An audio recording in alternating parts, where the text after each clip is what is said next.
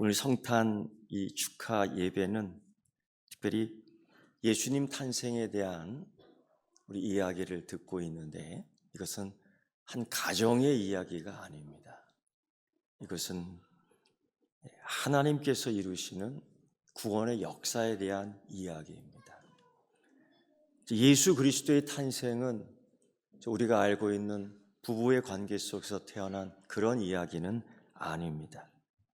오늘 우리가 읽은 이 본문의 이야기에는 여러 사람의 하나님의 구원 역사를 이루는데 필요한 도구로서 또 자기의 역할을 감당하면서 그 일을 이룹니다.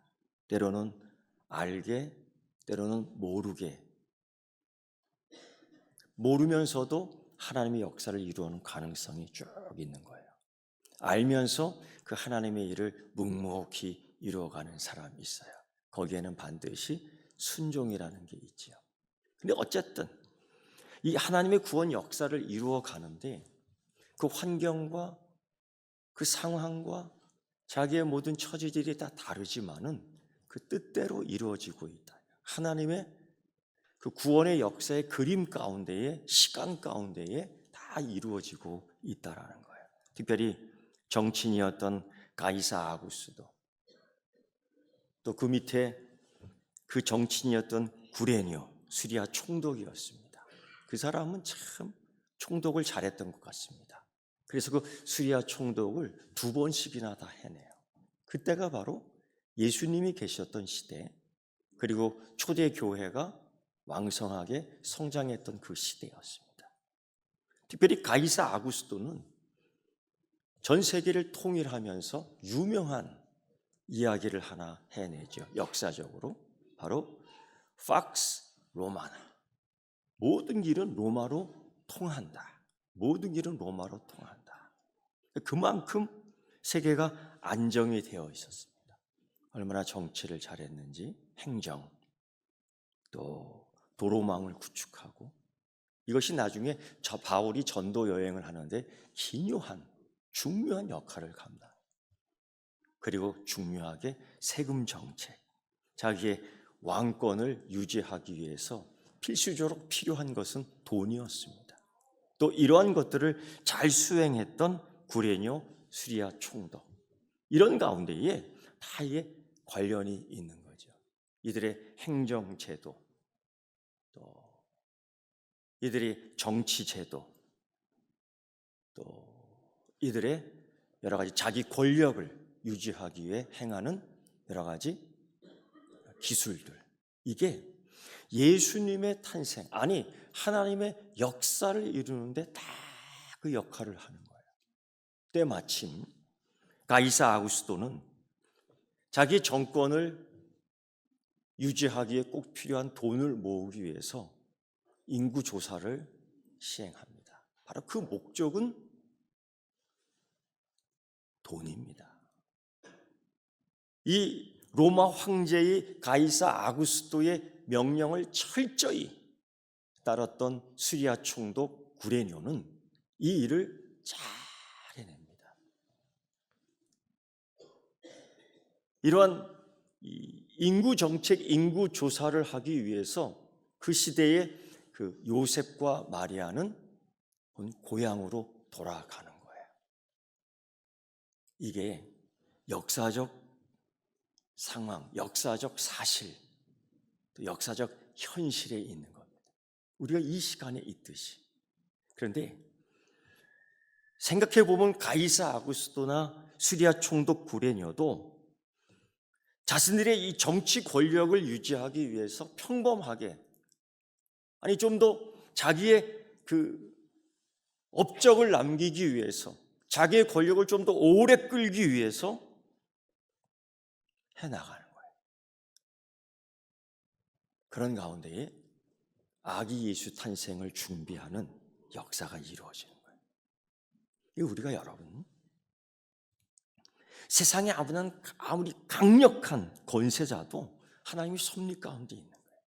우리가 때로는 평범하게 여겨지는, 당연히 여겨지는 세금의 제도, 또 국가 정치의 법률이 바뀌는 거, 또 여러 가지 국가에서 일어나는 이 사건들, 이런 것들이 우리 삶 속에 하나님의 계획 속에 면밀하게, 세밀하게, 민감하게 연결되어 있는 거죠.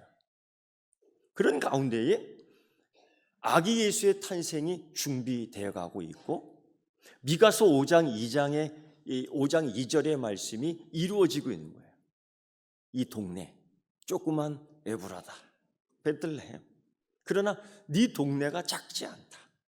네 동네에서 상고에 영혼이 태어난다라는 미가의 선지자의 예언이 쫙 이루어지고 있는 거예요. 이걸 보면은 놀랍게 소름이 끼치는 거죠. 그런데 이 누가복음을 기록한 이 누가, 성령에 의해서 이 사람은 사실 직업이 전문적인 역사가이기보다도 전문적인 의사입니다. 그러니까 얼마나 세밀하겠어요. 당시에도 수술을 했거든요. 꼬매거든요. 얼마나 예민하겠어요. 얼마나 신경을 많이 쓰겠어요.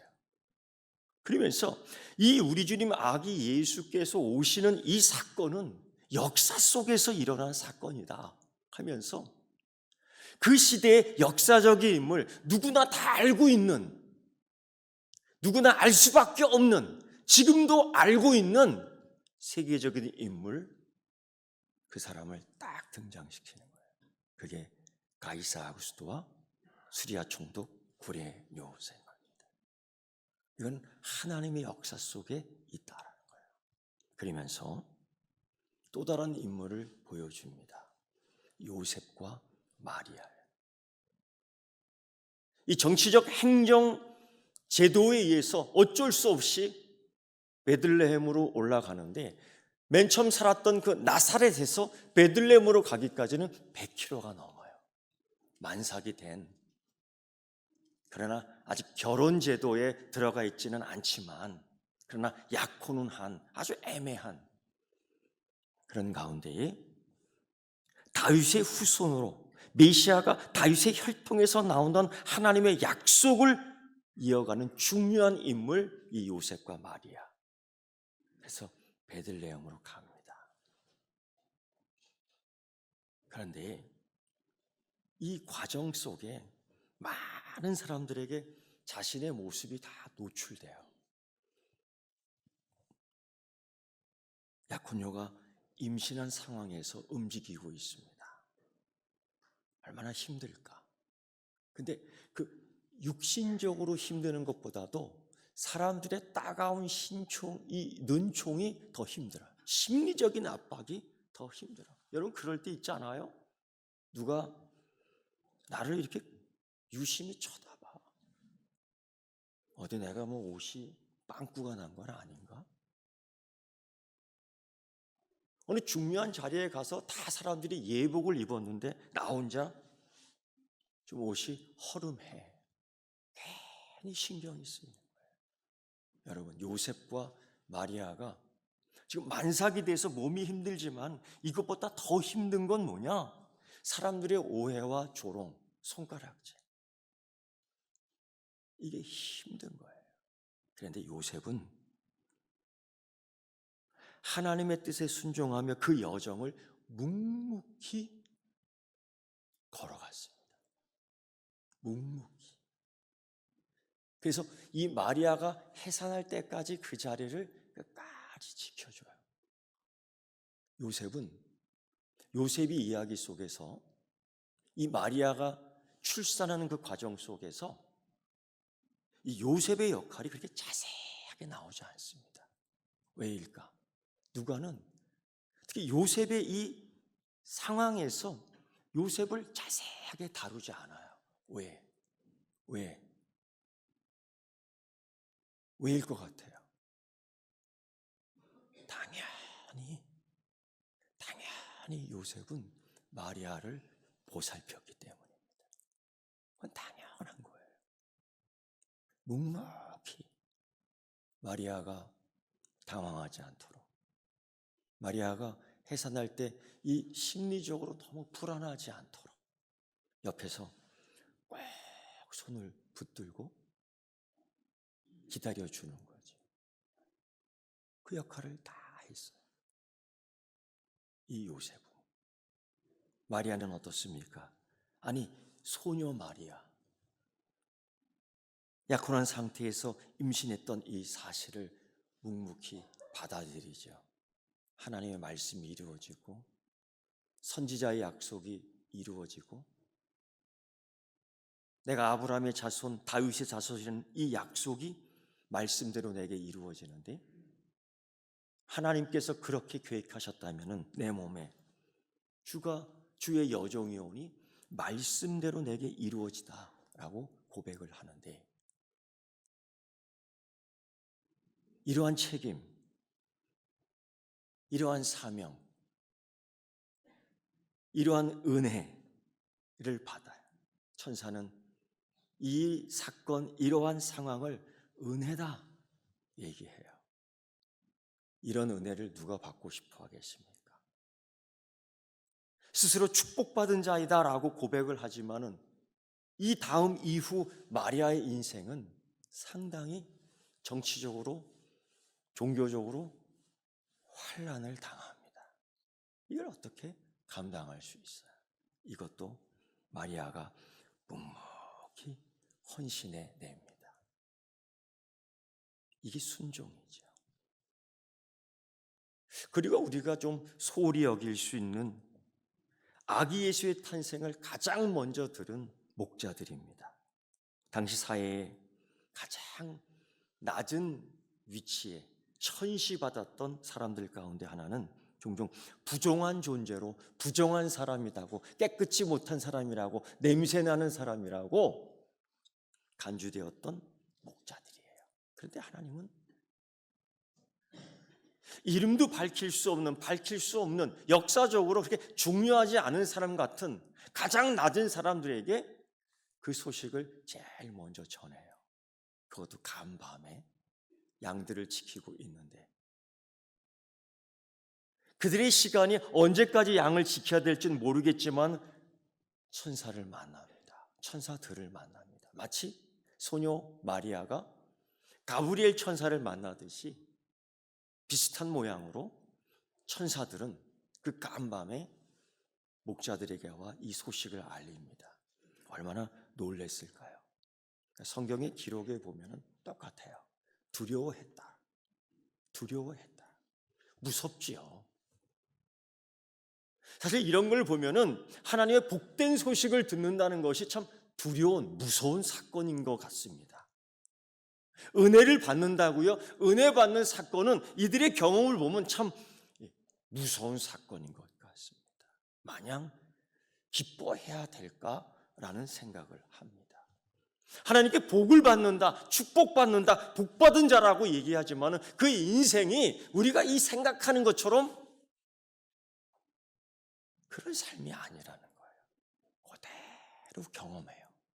우리가 사는 것처럼 때로는 고생하고, 때로는 병도 들고, 때로는 목도 마르고, 때로는 어려움도 당하고 그러는 거예요.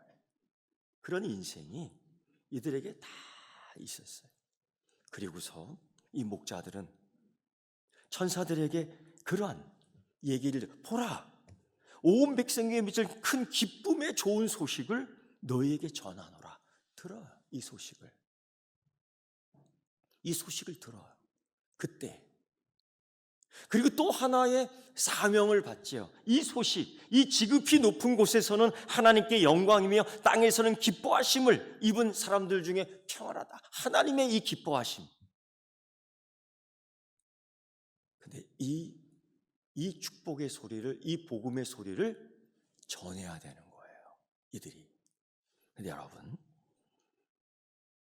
문제는 이거죠. 누가 뭐 우리 소리를 들어주겠어? 첫째는 이 이른 새벽에 가서 이 소식을 전달한다고 누가 이 소식을 전해드리겠어? 두 번째는요, 그거예요. 이 양들은 어쩌고? 여기엔 굉장히 큰 결단이 필요한 것 같습니다. 하나님이 주신 이 기쁜 소식을 알려야 될 터인데, 아니 그 기쁜 소식을 우리 눈으로 확인하고 증명해야 될 텐데, 근데 하나님은 왜 이들을 통해서 증명하려고 할까요? 안 해도 되는데, 안 하셔도 되는데, 참 수수께끼예요. 그런데요, 이들은 자기가 지키던 양들을 다 내려놓고 그들에게 갑니다. 이것도 한 명이 아니라 서너 명 이상이에요. 다 이걸 내려놓고. 정말 귀한 게 뭔지를 아는 거죠. 이게 순종인 것 같아요. 여러분, 하나님께서 역사를 이루어 가는데, 하나님의 구원의 역사를 이루어 가는데, 여기에 가이사 아구스토도 나오고요, 여기에 구레니 총독도 나오고요, 여기에 요셉도 나오고요, 마리아도 나오고요, 여간방 주인 물론 나옵니다. 그리고 이 목자들이 나옵니다. 사실 권력도 하나님 주셔야지만이 받을 수 있는 거예요. 그것도 은혜입니다. 그러나 이 정치인들은 그 누구도 하나님께 영광을 돌리지 않았어요. 하늘에는 영광. 그런데 요셉도 마리아도 천한, 이름도 알 수 없는 그 목자가 하나님께 영광을 돌리는 거예요. 그리고 자기 삶의 자기 인생을 순종하며 하나님께 영광을 돌리는 거예요. 여러분, 우리가 살아가는 내 인생 삶을 보면 결국 그겁니다. 하나님 목적하신 바대로 살고 있다. 하나님 목적하신 바대로 우리는 살고 있다. 싫든 좋든 간에. 그러나 그 삶 속에서 과연 내가 얼만큼 하나님 뜻에 순종하고 하나님께 영광을 돌리고 있느냐. 오늘 나온 가이사 아구스도,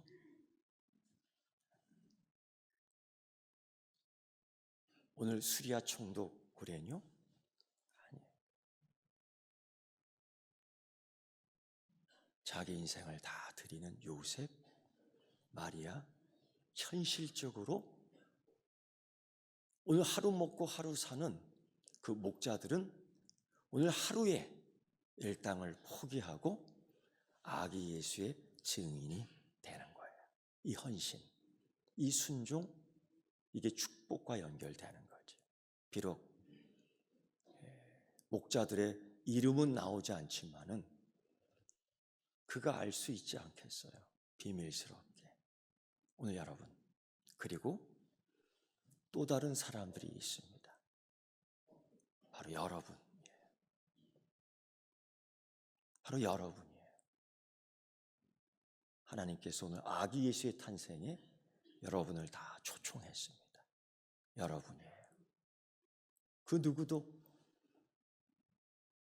여기 여러분의 이름이 기록되지 않지만 오늘 하나님께 영광을 돌리고 그 기쁨을 같이 참여하게 모인 여러분, 여기에 기록되진 않지만 여기에 기록되어 있는 줄 믿습니다. 이 은혜가, 이 축복이 여러분의 인생에 가득하기를 축원합니다. 기도하겠습니다. 하나님, 누가는 이 모든 인물과 사건을 기록하고 예수님의 탄생이 인류 역사의 중심에 있는 실제의 사건임을 강조했습니다. 오늘 우리도 하나님의 섭리 안에서 세상의 권세, 어려움, 우리의 평범한 일상 속에서도 하나님의 뜻을 이루어 가겠다고 결심하며 오늘 여기에서 하나님을 찬양합니다. 하나님, 예수님께 감사와 경배를 드리는 이 시간, 하나님, 우리의 모든 인생을 받아 흠양하여 주옵소서. 예수님의 이름으로 기도드리옵나이다. 아멘.